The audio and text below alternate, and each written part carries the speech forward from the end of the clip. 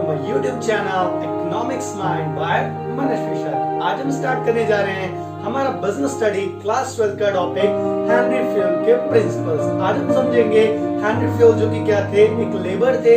उन्होंने ऑर्गेनाइजेशन के अंदर क्या क्या ऑब्जर्व किया, क्या क्या समझा और जो जो समझा उसे उन्होंने क्या करा 14 प्रिंसिपल्स में डाल दिया कि अगर ये 14 प्रिंसिपल्स क्या करे जाएंगे, कोई भी कंपनी, कोई भी फर्म या कोई भी बिजनेस फॉलो करता है तो उसका बिजनेस क्या होगा, काफी अच्छे से रन करेगा। जैसे कि हमने पढ़ी रखे हैं, दो लोग हैं, एक हेनरी फ्यूल और एक फ्रेडरिक विल्सो टेलर, जो कि हम टेलर के प्रिंसिपल्स क्या करेंगे बाद में समझेंगे। पहले 14 प्रिंसिपल्स देखने किसके, हमारे हेनरी फ्यूल के, जो कि क्या थे, एक कंपनी के अंदर खुद भी लेबर की पोस्ट पे थे। अब उन्होंने क्या क्या ऑब्जर्व किया उस लेबर की पोस्ट पे, तो उन्होंने कुछ क्या करा, 14 बातों को यहां रख दिया कि अगर इन 14 क्या करी जाए, बातों को रखा जाए किसी भी कंपनी के अंदर, तो कभी भी कंपनी क्या होगी, फेल नहीं होगी। फेल नहीं करने का मतलब ऐसा नहीं है कि गारंटीड सक्सेस है, लेकिन अगर ऑब्वियस ही बात है इन 14 प्रिंसिपल्स को फॉलो किया जाए, जब हम पढ़ेंगे तो हमें लगेगा कि कोई कंपनी फेल हो ही नहीं सकती। हो नहीं सकती क्यों?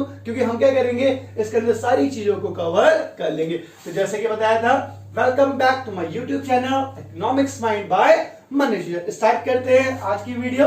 लास्ट में वही है आपका कांटेक्ट नंबर, मेरा 8285588867। मेरा चैनल आपको पता ही है, 11th 12th के लिए इकोनॉमिक्स, बिजनेस, हिस्ट्री और पॉलिटिकल के लिए। हम स्टार्ट करते हैं आज की वीडियो।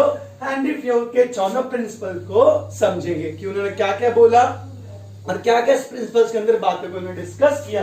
जो हमारा क्या होता है, कहीं ना कहीं मैनेजमेंट के अंदर, किसी भी कंपनी के मैनेजमेंट के अंदर फॉलो किए जाते हैं। ठीक है, अब 14 प्रिंसिपल देखते हैं, स्टार्ट करते हैं। First principle, division of work. Obviously बात है, सबसे आसान चीज है, हमने खुद भी देखा है, काम का ओवरबर्डन बहुत ज्यादा होता है। जैसे मैं बता देता हूं, मैं इससे भी पढ़ा हूं, मैं ही पॉलिटिकल, मैं ही इंग्लिश, मैं ही बिजनेस, मैं ही इकोनॉमिक्स, तो ओवरबर्डन हो जाए। तो मैंने क्या करा, एक टीचर ढूंढ लिया जो क्या करेगा, हिस्ट्री पढ़ा लेगा। एक टीचर ढूंढ लिया जो क्या करेगा, इंग्लिश पढ़ा लेगा। एक टीचर ढूंढ लिया जो क्या करेगा, पॉलिटिकल पढ़ा लेगा। तो सिंपली क्या हुआ, मैंने काम को तोड़ दिया, और जब काम को तोड़ दिया गया तो सिंपली क्या हुआ, आपका काम और जल्दी हो गया और किसी भी एक पोर्शन पे ज्यादा बर्डन भी नहीं पड़ा।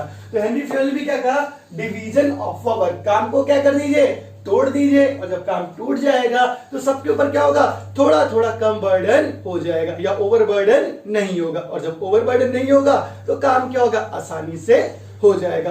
सिंपली हमने ये चीज कहां देखी है, आपने दिवाली के टाइम में भी देखी होगी कि हम क्या करते हैं, काम को तोड़ देते हैं या काम को क्या करते हैं, ब्रेक कर देते हैं। और ब्रेक करने का मतलब ही क्या होता है, कोई डस्टिंग कर ले रहा है, कोई लाइटिंग कर ले रहा है, कोई क्या कर रहा है, वॉशिंग कर ले रहा है। तो सिंपली क्या, अलग अलग काम अलग अलग लोग कर ले रहे हैं, तो टाइम भी कम लग रहा है और काम भी क्या हो रहा है, एक कम समय में पूरा अच्छे से हो जा रहा है। ठीक है, सेकंड देखते हैं, अथॉरिटी एंड रिस्पॉन्सिबिलिटी। अब अथॉरिटी किसकी है, कि जिम्मेदारी किसकी रहेगी, और वो अपनी जिम्मेदारी क्या करेगा, रिस्पॉन्सिबिलिटी, जिम्मेदार किसको बना देगा। मान लीजिए हम सीए का एग्जांपल लेते हैं। मैं एक पर्सन हूं, मैं किसी सीए के पास गया और मैंने उससे क्या कहा, मुझे रिटर्न फाइल करनी है। रिटर्न फाइल पता ही होगा आपको, सिंपली क्या होता है, जो मैंने पैसे कमाए हैं उसका टैक्स मुझे सरकार को देना है। सीए ने कहा ठीक है, मेरे पास बहुत ज्यादा बर्डन है, जो भी प्रॉब्लम है, उसने क्या कहा ठीक है आपका काम हो जाएगा। लेकिन उसके पास ओवरबर्डन काम था, तो उसने वो काम किसको दे दिया, कहीं ना कहीं बीकॉम पर्सन को दे दिया। अब बीकॉम पर्सन रिटर्न फाइल भर सकता है, बस सीए के साइन नहीं कर सकता। उसने सारे काम के सब कुछ किया, तो अथॉरिटी किसकी दी, सीए की, लेकिन उसने दे किसको दी, बीकॉम पर्सन को। अब मान लीजिए कुछ गलत हो गया, ठीक है, जब मैं लेने गया, मैं रिटर्न फाइल मेरी वापस दे दो, तो मैंने देखा कुछ ना कुछ इसमें गलतियां थी, तो मैं क्या करूंगा, बीकॉम पर्सन को पकड़ूंगा? नहीं, मैं किसको पकड़ूंगा, सीए को पकड़ूंगा, क्योंकि मैंने अपना काम किसको दिया था, सीए को। अथॉरिटी किसकी थी, सीए पर्सन की। वो डजंट मीन उसके पास ओवरबर्डन था या काम ज्यादा था, उसने अपना काम क्या करा, किसी और को जिम्मेदारी दे दी। क्लास के अंदर आपने देखा होगा, मोस्टली टीचर है, जैसे मैं गया किसी स्कूल में, तो मैंने क्या करा, कोई ऑफिस से काम आ गया कि सर आपको बुला रहे हैं, मैं सिंपली चला गया ऑफिस में।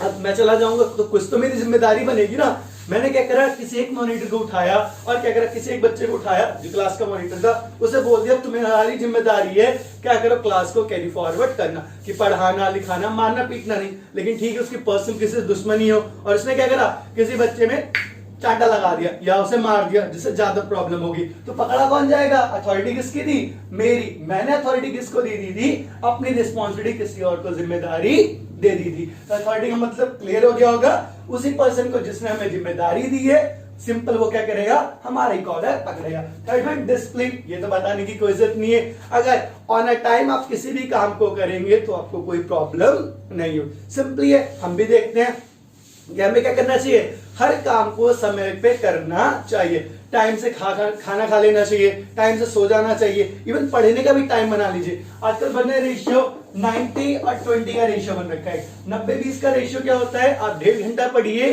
और 20 घंटा क्या कर लीजिए, ब्रेक ले लीजिए। तो सिंपली क्या होगा, 90-20 रेशियो भी आपको क्या होगा, एक कहीं ना कहीं डिसिप्लिन देता है कि आपको इतनी देर पढ़ना ही पढ़ना है। और अगर आप डिसिप्लिन से कोई काम करेंगे, जैसे आप टाइम से स्कूल जाते हैं, टाइम से खाना खाते हैं, टाइम से सो जाते हैं, टाइम से पढ़ाई करते हैं, तो ऑब्वियसली बात है आप क्या करोगे, अपनी लाइफ में इंप्रूव करोगे। सिंपली क्या है, ऑर्गेनाइजेशन का भी यही नियम था। Fourth one unity of command, अब कोई एक ही पर्सन होना चाहिए जो कि क्या करेगा, हमें ऑर्डर देगा। 4 लोग मुझे ऑर्डर देंगे तो मैं क्या करूंगा, मैं भी कंफ्यूज हो जाऊंगा और प्रॉब्लम क्या होगी, काम भी पूरा ठीक से नहीं हो पाएगा। तो ऑब्वियसली बात है, जैसे मैं एक टीचर हूं तो मुझे कौन ऑर्डर दे सकता है स्कूल के अंदर, केवल प्रिंसिपल ऑर्डर दे सकता है। और मैं क्या करूंगा, बाइंड हूं फॉलो करने के लिए कि मैं क्या करूंगा, प्रिंसिपल के ही ऑर्डर को मानूंगा। साथ वाले टीचर नहीं आगे कि वो मुझे ऑर्डर दें या पियून में जाके ऑर्डर दे, गार्ड मुझे ऑर्डर दे, तो मैं उनके ऑर्डर को नहीं मानूंगा। मैं किसके ऑर्डर को मानूंगा, केवल प्रिंसिपल के ऑर्डर को मानूंगा। तो यूनिटी ऑफ कमांड का मतलब क्या है, एक बॉस होना चाहिए और एक ही बॉस के आप ऑर्डर को क्या करेंगे, फॉलो करेंगे। Next one unity of direction, unity of direction का मतलब सब एक साथ ही क्या करेंगे, एक ही दिशा में बढ़ेंगे। चाहे प्रोडक्शन हो, सेल्स हो, मार्केटिंग हो, एचआर हो, फाइनेंस हो, सबके सबको क्या करना है, एक डायरेक्शन, क्या कंपनी के लिए काम कर रहे हैं ना, तो ऑर्गेनाइजेशन के गोल को आपको क्या करना है, अचीव करना है। स्कूल में जितने भी टीचर्स होते हैं, history, political, physics, chemistry, economics, business, account, सब क्या करते हैं, स्कूल के लिए काम करते हैं कि जितना ज्यादा अच्छा रिजल्ट आएगा उतना ज्यादा स्कूल का क्या होगा, नाम बढ़ेगा। ठीक है, अगला देखते हैं सबऑर्डिनेट इंडिविजुअल इंटरेस्ट हुआ जर्नल इंटरेस्ट। आपका कोई व्यक्तिगत इंटरेस्ट है, बहुत अच्छी बात है, आप अच्छा पढ़ते हो, अच्छा काम करते हो या और भी कुछ है, लेकिन आप क्या करोगे, कन्वर्ट करोगे कि जो आपके और साथ में लोग हैं वो भी क्या करें, साथ में मिलजुल के काम करें। मैं एक अच्छा टीचर हूं लेकिन मेरे साथ वाले क्या हैं, अभी इतने केपेबल नहीं, तो मैं उन्हें छोड़ नहीं दूंगा, मैं उन्हें सिखाऊंगा कैसे पढ़ाया जाता है, कैसे बच्चे को हैंडल किया जाता है, कितने टॉपिक्स पढ़ाने चाहिए, कितना बच्चों को पढ़ाया जाए। तो ये क्या होगा, अकेले अपनी इंप्रूवमेंट नहीं करूंगा, साथ में लोगों को भी क्या करूंगा, इंप्रूव करके दिखाऊंगा कि आप भी क्या करिए, इंप्रूव होइए मेरे साथ। अगला रेम्युनरेशन ऑफ अ एम्प्लॉय, अब ये बहुत मस्त पॉइंट है। किसी भी ऑर्गेनाइजेशन को मोटिवेट करने के लिए सबसे बड़ी चीज क्या होती है, रेम्युनरेशन मतलब ही क्या होता है, सैलरी। लिख लीजिए SALARY। अब सैलरी क्या होती है, जो आपको 30 दिन पे काम करने पे मिलती है। अब ऑब्वियस बात मोटिवेशन भी है, लोगों ने अपने एम्स बना रखे हैं, ड्रीम्स बना रखे हैं, गोल्स बना रखे हैं, किसके बेस पे, इसके बेस पे। 30 तारीख आएगी मुझे राशन भरवाना है, 30 तारीख आएगी मुझे बच्चे की स्कूल की फीस देनी है, 30 तारीख आएगी मुझे हॉस्पिटल पैसे डालने हैं, 30 तारीख आएगी मुझे EMI भरनी है, कार की, बाइक की या हाउस की। सिंपली तो सैलरी क्या है, एम्प्लॉयज को मोटिवेट करती है। अगर आप अच्छे एम्प्लॉयज को रखना चाहते हैं, अगर उन्हें अच्छी सैलरी प्रोवाइड करेंगे तो वो भी आपके लिए क्या करेंगे, ऑर्गेनाइजेशन के अंदर बहुत अच्छे से आपके साथ काम करें। टाइम टू टाइम सैलरी दोगे, अगर आप काम कर रहे हो तो आपको भी अच्छा लगेगा और जो आपसे काम करा रहा है उससे भी वो बात अच्छी लगेगी। अगला देखते हैं सेंट्रलाइजेशन एंड डिसेंट्रलाइजेशन। सेंट्रलाइजेशन क्या होता है, जब काम क्या होता है, कहीं ना कहीं अपवर्ड फ्लो से डाउनवर्ड फ्लो पे जाता है। कहने का मतलब है एक सीक्वेंस में होगा, या फॉर्मल लेटर या इनफॉर्मल लेटर, आपने समझा होगा। तो फॉर्मल लेटर में क्या होता था, रिस्पेक्टेड पर्सन को लिखते थे। अब चेयरमैन किसको ऑर्डर देगा, कहीं ना कहीं आपके प्रिंसिपल को ऑर्डर देगा। प्रिंसिपल किसको ऑर्डर देगी, हम जैसे टीचर को ऑर्डर देगी। हम किसको ऑर्डर देंगे, स्टूडेंट को।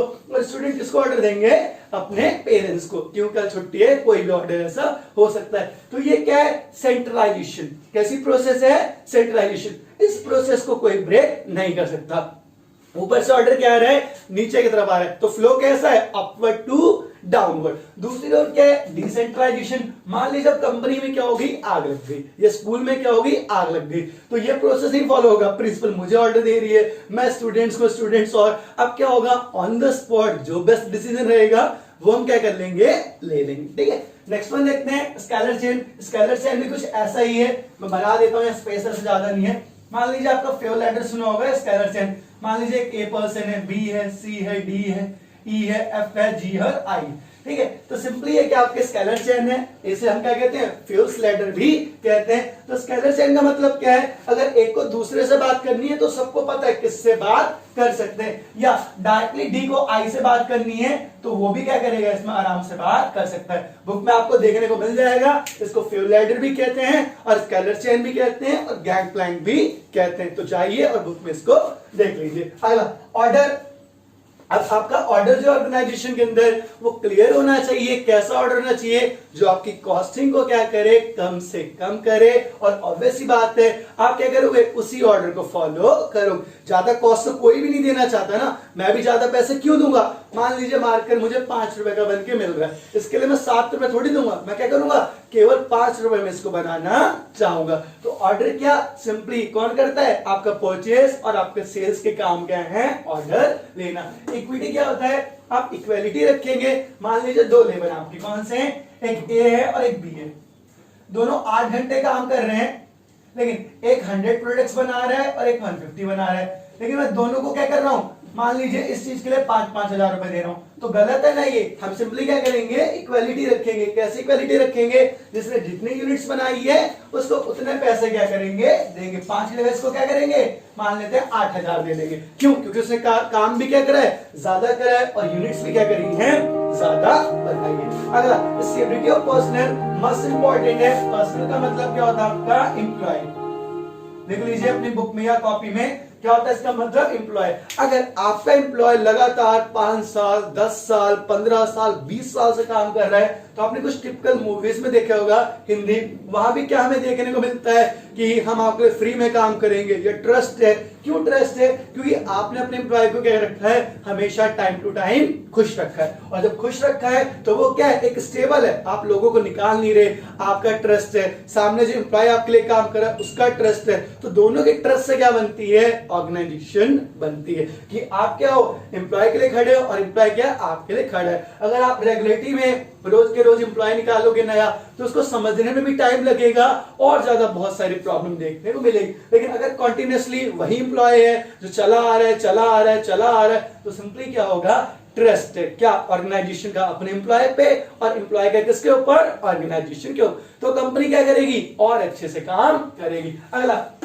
इनिशिएटिव। इनिशिएटिव क्या होता है हमारा, सिंपली जब हम क्या करेंगे, कोई भी काम आया उसे मोस्ट वेलकम करेंगे, या कोई भी आइडिया आया, इवन लेबर नहीं दिया, डजंट मीन, अगर वो आपको अच्छा लगता है तो आप उसको मोस्ट वेलकम करिए और हो सके तो उस आइडिया को क्या करिए, इंप्लीमेंट भी करिए। हवा में प्लान नहीं रखते, उसे क्या करते हैं, तुरंत ही ऑन पेपर को उतारते हैं और कहीं ना कहीं स्टार्ट कर देते हैं। लास्ट बहुत अच्छा पॉइंट है, एसपीटीडी क्रॉप्स। क्या होता है इसका मतलब, सिंपली आपस में लड़ाई झगड़ा नहीं करना। आपको कैसी भावना रखनी है, कोऑपरेशन की। कोऑपरेशन का मतलब क्या होता है, एकता की भावना रखनी है या सहयोगी वाली भावना रखनी है कि साथ में मिलकर काम करना है। अगर आप एक दूसरे से मिलकर काम करेंगे तो क्या होगा, कंपनी का एनवायरनमेंट अच्छा बना रहेगा। और अगर कंपनी का एनवायरनमेंट अच्छा बना रहेगा तो सिंपली कंपनी क्या करेगी, प्रॉफिट अच्छे से अर्न करेगी। और प्रॉफिट अर्न करेगी तो वो आपको क्यों पैसे नहीं देगी। अगर कंपनी अच्छा कमाएगी तो वो क्या करेगी, आपको भी उसमें से थोड़े पैसे अच्छे खासे, बोनस हो गया या और भी बहुत सारी चीजें, रेमुनरेशन बढ़ा देगी, सैलरी बढ़ा दिया या इंक्रीमेंट कर दिया, ये सारी चीजें आपको दे। तो आज की वीडियो के लिए बस इतना ही। हमने क्या करा, हेनरी फ्यूल के 14 प्रिंसिपल्स को समझ लिया। सिंपली अगर आपको लगता है कि कोई प्रिंसिपल दिक्कत है, कमेंट सेक्शन मुझे बता दीजिएगा। दूसरा मैं आपसे ये पूछूंगा फिर वही क्वेश्चन में कि हेनरी फ्यूल क्या थे, क्या लेबर थे, तो कौन से लेबर थे, किस पोस्ट पे वो क्या करते थे, कंपनी में काम करते थे। तो जाइए क्वेश्चन में जो भी आपको मैंने दिया है कमेंट सेक्शन में उसका मुझे आंसर दीजिएगा। अगर आपको समझ में आ जाए गूगल करिए या जैसे भी, लेकिन ठीक से गूगल करा करिए, जो क्वेश्चन पूछा जाए उसी का आंसर आप दीजिए। लास्ट में इकोनॉमिक्स माइंड लाइक करिए, शेयर करिए, सब्सक्राइब करिए, जुड़े रहिए मेरे चैनल के साथ। कोई डाउट हो, कोई क्वेरी हो तो वो भी आप कमेंट सेक्शन में मुझे बता सकते हैं कि सर हमें यहाँ प्रॉब्लम आ रही है, तो हम आपकी क्वेरी को क्या करेंगे, सॉल्व करेंगे। वरना आप मेरे पर्सनल नंबर पे पूछ सकते हो अगर आप पूछना चाहो। तो मिलते हैं नेक्स्ट वीडियो में, तब तक कहेंगे जुड़े रहिए चैनल के साथ। आपको होप सो मजा आता होगा मेरे चैनल के साथ। तो मोस्ट है, हम मिलते हैं नेक्स्ट वीडियो में, तब तक आपके लिए